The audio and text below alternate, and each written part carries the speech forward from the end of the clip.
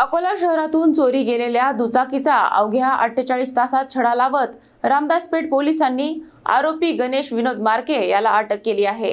चोरीची मोटारसायकल जप्त करण्यात आली आहे। अकोला शहरातील मोटारसायकल चोरीच्या वाढत्या घटनांच्या पार्श्वभूमीवर रामदासपेठ पोलिसांनी अवघ्या 48 तासात चोरीचा गुन्हा उघडकीस आणत आरोपीस अटक केली आहे।